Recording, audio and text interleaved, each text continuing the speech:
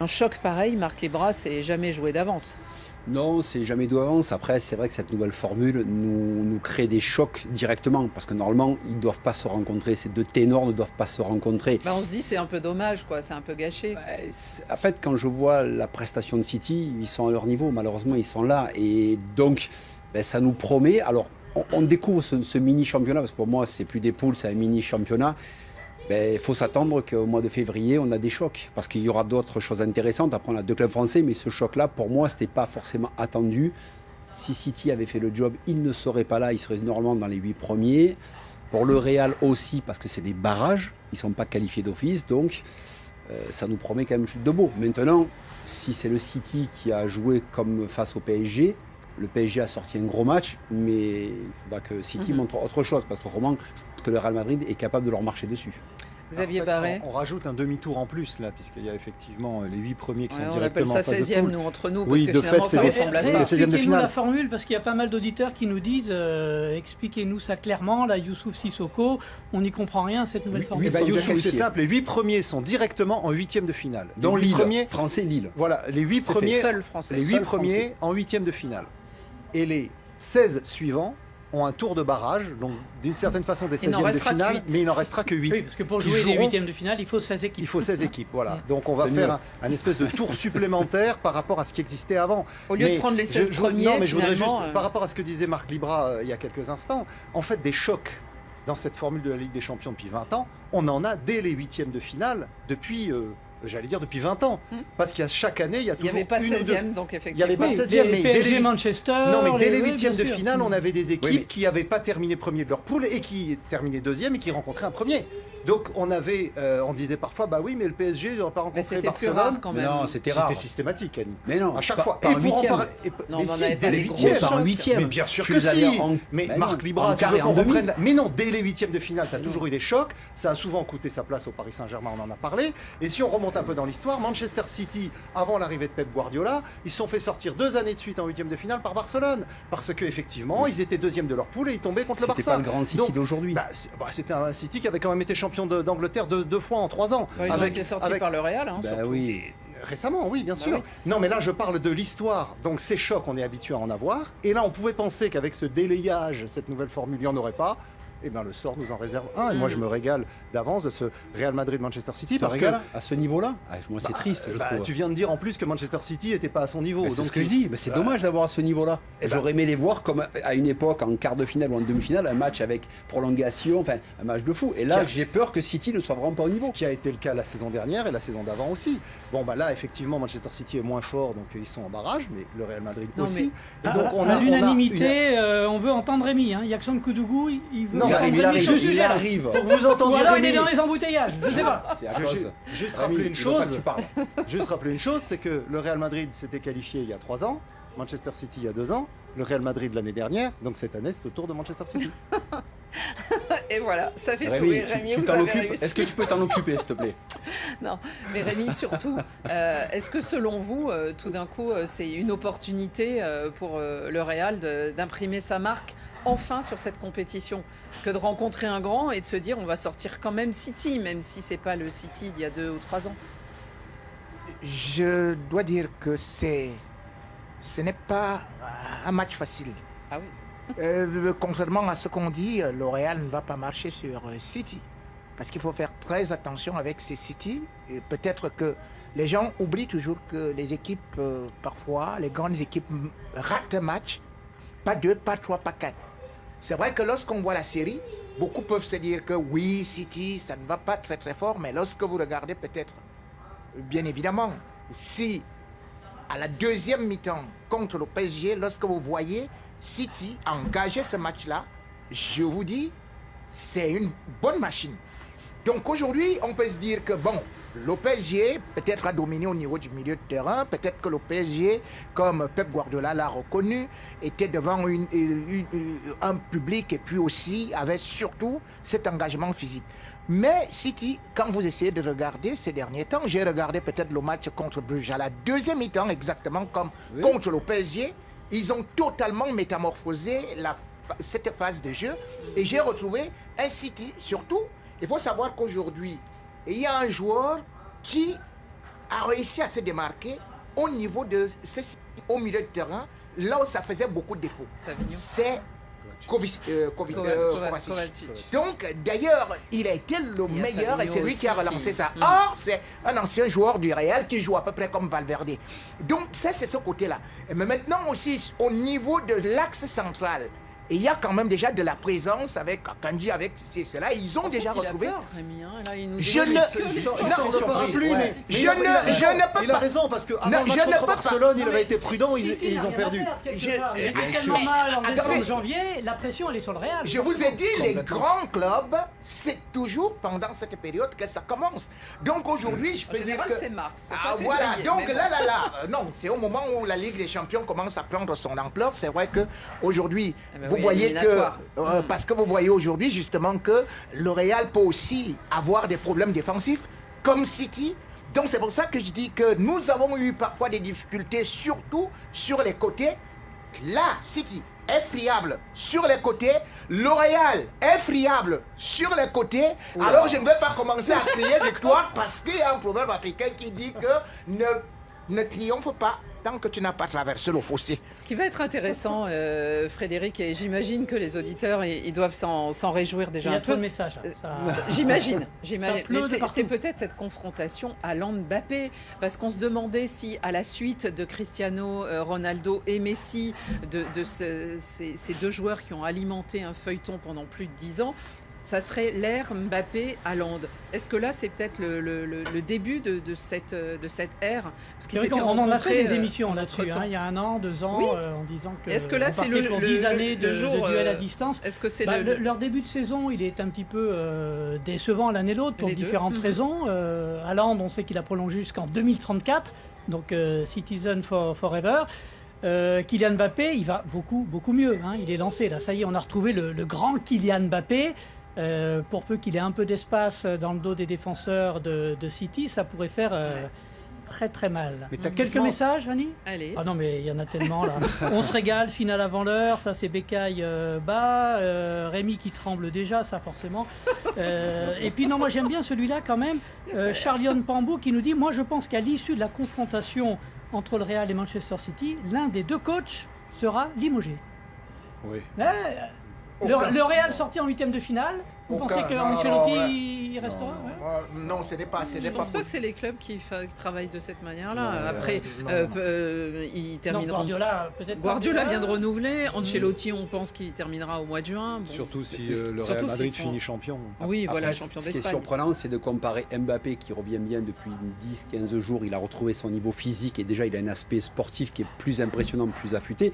Mais on a quand même Vinicius qui pour moi aujourd'hui est au-dessus d'Mbappé depuis le début de la saison. On a surtout Rodrigo, parce que c'est Rodrigo qu'on appelle Rodrigo, c'est le joker de luxe en Ligue des Champions. Champions. Il sort son épingle du jeu Vinicius, à chaque fois. Les petites blessures, les suspensions, oui, on est il faudrait qu'il s'inscrive dans la continuité. Si on prend depuis le début de saison, Vinicius est beaucoup plus important qu'Mbappé. Mbappé, il revient juste bien comme il faut et je pense qu'il va aider le Real à faire ce qu'il faut. Soit quand moi, il va leur marcher dessus.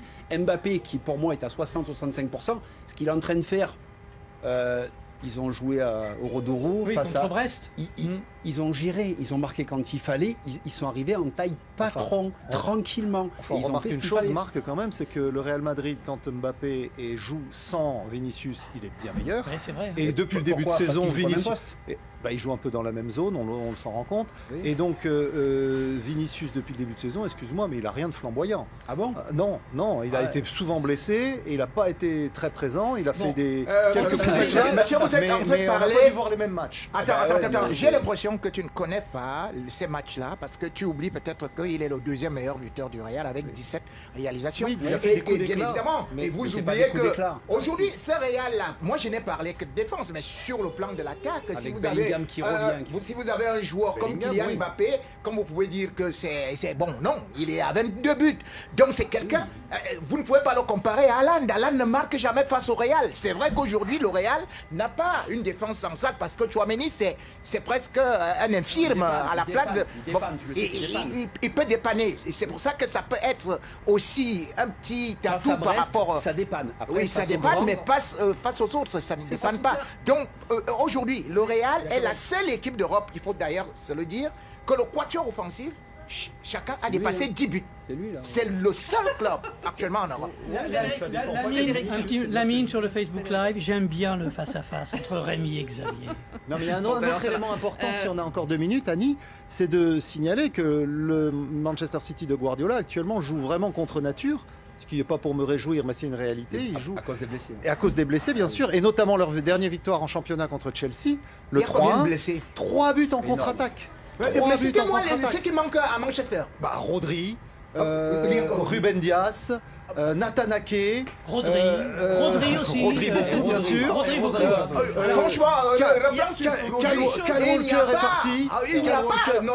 Kyle Ils ont Walker est laissé parti. Kyle Walker Est parce parti. que justement, il Donc- n'était plus en forme. Donc ne me il y a- parlez il y a pas des beaucoup- blessés. beaucoup- C'est L'Oréal qui a les John blessés. Stones, Vous John voyez, Stones est revenu, mais il John est pas, Stones il est est en pas, train de jouer là. il D'ailleurs, vient de dans le dernier revenir, match, Et il joue donc pas il très manque bien. beaucoup Dans le d'absents. dernier match, Donc ce que il je joue disais, derrière, ce que je s'il vous disais plutôt que cette polémique stérile, S'il vous plaît. c'est le jeu de Manchester City qui est en train de changer. Et c'est ça qui va être très intéressant dans Alors, cette ce qui- double ce qui- confrontation. le pire, C'est qu'ils ont On joué le en sait pas. On contre-attaque, le sait pas, et ouais. notamment contre Chelsea. Vous regardez les 3 buts de la victoire des Citizens sont des buts en contre-attaque. C'est-à-dire que ce Manchester City de Pep Guardiola dans cette période un peu compliquée, eh bien il s'adapte aux adversaires et ça va être très intéressant de savoir s'ils vont laisser l'initiative du jeu au Real Madrid et procéder en contre, ce qui n'est pas du tout dans leurs habitudes. Ce qui changera aussi pour ce tour prochain, et ce sont les renforts, parce que les renforts qui viennent d'être acquis, notamment par exemple le pharaon Marmouche pour ce qui est de Manchester City, pourront jouer dès les barrages. Et ça peut influer sur le résultat final. Bon, comme on a parlé beaucoup évidemment de cette affiche, je vais vous demander à chacun de développer un petit peu les autres matchs, parce qu'il y en a 8, donc il en reste 7 qu'on pourrait évoquer. Brest-PSG, Ah, je suis déçu. Marc, voilà. Vous êtes ouais, déçu comme Pierre Lesmelou, là, qui en fin de match Ben nous non, disait mais- « Ah non, ça serait trop dommage ». Non, mais c'est dommage. Après, on peut se Dommage dire parce que qu'ils se rencontrent dès ce week-end. dès ce week-end, En championnat. en championnat, mais non, mais ils se sont déjà À croisés. Brest. Et après, on se dit que pour les 8e, on aura au moins 2 clubs français, quoi qu'il arrive, puisque Parce lui, que il est Lille déjà là. qualifié. Donc, on se dit, on aura 2 clubs français en Mais est-ce que 8e. Brest pourrait faire douter le PSG Aujourd'hui, ça me semble compliqué. Match ça me semble aller difficile. à Guingamp. hein. Même si en Ligue des Champions, ils ont beaucoup étonné, et même si en championnat, ils se sont beaucoup redressés. Donc, Ils sont 8e aujourd'hui. Hein. Oui, oui. La saison Ouais. dernière, Brest avait joué 2 fois au parc à quelques les avaient jours perturbés, d'intervalle ils avaient en dérangé, hein. championnat et en Coupe de France, Ouais. et ils avaient été très bons. Ouais. Ouais. Mais je pense que la saison dernière, ils avaient C'était une plus, autre dynamique. ils avaient plus de coffres physiquement, ils n'étaient pas Ils n'avaient pas joué européens. Ligue des Champions. Et ils n'étaient pas européens, ils avaient plus de fraîcheur. Ouais, mais- Monaco, le je pense 17e. Je pense que vous sous-estimez peut-être ce Brest-là, hein, parce que même si le Real n'a pas beaucoup appuyé, mais regardez sur l'équipe type la de première la mi-temps. Ligue des Champions. Vous connaissez le joueur du Real qui est présent dans l'équipe type de Ligue des Champions? Mais ça veut rien dire. C'est ces Thibaut équipes. Courtois. Mais c'est- C'est-à-dire que Thibaut Courtois a fait un grand match face à Brest. Et ce Brest-là, je dis, même si on dit qu'il n'a pas gagné contre Paris Saint-Germain depuis le 26 janvier 1985, donc 40 ans, mais ce Brest-là, quand on l'a vu contre Leverkusen, tout le monde sait que Leverkusen joue très très bien et Brest a tenu tête. Et Mhm. même Mais ils ont face, fait match nul. et même face au FC Barcelone, ils ont tenu longtemps et ils se sont écroulés. Et c'est là où je peux être Alors d'accord là, avec toi et ça- dans les dernières minutes parce que physiquement, ça ne tient pas après. Mais ça va être très intéressant parce que alors là, si Brest en plus renversait le Paris Saint-Germain, ça déjouerait tous les pronostics. Xavier, un Monaco qui est Benfica. 17e qui se retrouve avec le Benfica Lisbonne. Alors, ce qui est intéressant entre ces deux clubs, c'est que Ils sont déjà joués le en- Benfica est venu jouer à Louis II. Qu'en fin de partie, ils ont gagné le match en marquant un but. Et ça a été un peu la descente aux enfers de Monaco ces dernières semaines. Est-ce que Monaco s'est remis d'aplomb? Ouh, c'est difficile à dire. Monaco, en tout cas, s'était retrouvé à 10, il faut le rappeler. Hein. C'est quelque chose qui les a souvent handicapés lors de ces derniers matchs, les sanctions contre certains joueurs. Le week-end dernier encore, ils se sont retrouvés à 10. Et Donc- encore en Ligue des Champions aussi. Ouais. Voilà, aussi. donc ces problèmes de discipline de certains joueurs monégasques handicapent vraiment la continuité des résultats de l'équipe. Moi, je pense qu'il y a un vrai potentiel à Monaco. Les 5 de devant, bon, il n'y en a que 4 qui sont alignés, mais quand ils veulent jouer ensemble, qui sont inspirés, c'est vraiment des joueurs formidables. Derrière, c'est solide, parfois un peu trop costaud.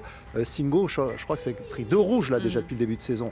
Donc il faut qu'ils arrivent à se maîtriser, à se discipliner pour être plus efficaces. Ouais. Et Benfica, en face, c'est une vraie culture européenne. Eh Donc oui. ça va être une vraie confrontation intéressante. Di Maria, 14 buts déjà, et sans pour autant oublier quand même que cette équipe-là, on a vu devant, bien évidemment, une équipe du Barça, on a vu peut-être Benfica, une équipe très très joueuse, Et bon, bien évidemment, moi je n'ai pas peur parce que je me dis aussi que quand vous voyez les retours de Zakaria, vous voyez Singoli, c'est pas mal, même s'il a pris les 2 rouges, mais quand même, c'est Golovin, il recommence à jouer un peu au football. C'est un très bon joueur. Donc c'est pour ça que je dis que Monaco. C'est trop inconstant. Golovin, c'est trop inconstant. C'est eux qui doivent mener l'équipe. Ils n'y arrivent pas. Oui, Parce mais qu'il y a là- une jeune génération de gamins à Monégasque, dont on parle beaucoup, qui font la différence. Et les anciens, pour moi, ne tiennent pas leur rang parce que pour moi, Monaco devrait être 2e derrière le PSG. Et ils n'y arrivent vrai. pas. Frédéric, quelques commentaires sur les autres affiches? Bah oui, les Brestois, il y en a pas mal qui verraient bien, qui aimeraient bien voir les Bretons faire tomber le PSG. Aya Des Viviane, Marseillais, si ça. Brest Non, le c'est fait, petit ce sera contre le gros. magique. oui. Non, mais ça, match aller, donc on l'a dit à Guingamp, imaginez que Paris ne gagne pas le match aller. Bon, bah. Tout est possible. Non, moi Il y a je les pense que autres- ça reste ouvert. Les autres affiches, je vous les donne et on y reviendra évidemment les prochains temps, mais on a un Celtic Glasgow face au Bayern Munich, Feyenoord, Milan AC, Juventus de Turin, Eindhoven, et puis le Club de Bruges face à l'Atalanta et le Sporting face au Borussia Dortmund qui vient de changer d'entraîneur. C'est Niko Kovacs, l'ancien du Bayern Munich, Monaco. qui se retrouve à la tête de ce BVB qui est en milieu de tableau en Bundesliga. Ça va pas très fort. Bonsoir les amis, bienvenue dans ce nouveau vidéo où nous allons parler du football, effectivement du football, uniquement que du football et du Champions League. Le tirage des barrages qui a été fait aujourd'hui à 11h. Nous allons parler de ça. J'espère que vous avez bien suivi d'ailleurs du début jusqu'à la fin de cette vidéo. Moi je crois que l'affiche le plus redoutable de ce barrage est Manchester City et le Real Madrid. 4 saisons consécutives, le Real et le City se trouvent toujours un terrain d'entente chaque saison jusqu'à 4 saisons de suite. Je crois que ça devient un derby et Rémi Ngono l'a dit, Xavier Ballet l'a dit et les consultants de tout le Radio Foot l'a dit. Donc je crois que cette affiche sera une affiche très redoutable et l'ancien vainqueur de la Ligue des Champions contre le précédent vont jouer. Et si nous parlons encore de cette affiche Real Madrid Manchester City lors du barrage aller-retour que se jouera dans les 10 prochains jours, je crois que les deux équipes partent favoris car bien évidemment que City a eu des mois de souffrance en Première Ligue tant qu'en Ligue des Champions. Je crois qu'il part aussi favori grâce à ses nouveaux recrues. Le Real Madrid aussi qui part favori grâce à son Kylian Mbappé, Vinicius, Bellingham et Rodrigo qui sont en forme actuellement. J'espère que les deux équipes vont faire un match très bien le 12 à Etihad et vont revenir la semaine suivante pour clôturer la deuxième partie pour pouvoir se qualifier en 8e de finale de la Ligue des Champions. On ne comprend plus du tout cette équipe du Real. Pour peu qu'on les apprécie, ils finissent toujours par décevoir. Récemment, on a cru que les choses allaient bien, que les choses allaient en s'améliorant. Après cette victoire en Ligue des Champions, après les triplés de Mbappé, les doublés, après la grosse performance du Français, mais aujourd'hui, on est franchement déçus après cette défaite 1-0 lors de la dernière journée du championnat. Le Real déçoit. Le Real déçoit énormément. Franchement, une réforme de l'équipe, de l'ADN s'impose. Bienvenue à tous, merci de regarder cette vidéo. Si c'est la première fois, n'oubliez pas, partagez la vidéo, activez la petite notification pour ne rater aucune autre de mes vidéos. Bon, aujourd'hui, j'étais un peu pressé, donc je suis pas dans un coin forcément habituel, mais bon, c'est pas grave, prenez-le comme ça. Donc, on parle du Real Madrid, le meilleur club du monde, la Maison Blanche, qui déçoit, qui nous sert une performance en dents de scie. C'est-à-dire, parfois c'est haut, parfois c'est bas. Parfois c'est tellement nul même. Ce sont les montagnes russes cette année à le Real Madrid. Qu'est-ce qui se passe? Est-ce que c'est un problème de gestion? C'est un problème de staff technique? C'est un problème de joueurs? C'est un problème de mentalité, de mindset? Qu'est-ce qui se passe au Real Madrid en fait? C'est une équipe sur laquelle on ne peut plus compter. Est-ce que le Real est toujours le grand Real? Ou alors il faudra une période de transition? Est-ce que le Real peut même accéder au dernier carré là, des champions? Est-ce que le Real peut remporter la Liga quand on sait que le Barça est en train de revenir en force? Franchement, c'est difficile à pronostiquer cette année. Il faut dire que l'arrivée de Kylian Mbappé a tout bouleversé. Ça a tout remis en question. On veut absolument le faire jouer parce que c'est une star. On veut absolument l'intégrer à un système qui ne fonctionne pas. Et du coup, au détriment de l'équipe qui est en train de plonger. Vous, dites-moi, est-ce que vous reconnaissez le Real? Est-ce que vous reconnaissez l'équipe qui a remporté la Ligue des Champions? Est-ce que cette équipe est reconnaissable? Parce que là, moi, je ne reconnais plus le Real. Je ne reconnais plus le Real Madrid. Je suis complètement déçu de leur prestation. Je suis étonné de la façon dont le Real joue. Bon, c'est vrai, on a perdu Kroos. On a perdu le milieu de terrain. Il y a Modric qui a déjà 40 ans, qui peut plus avoir les jambes de la vingtaine. C'est un peu compliqué.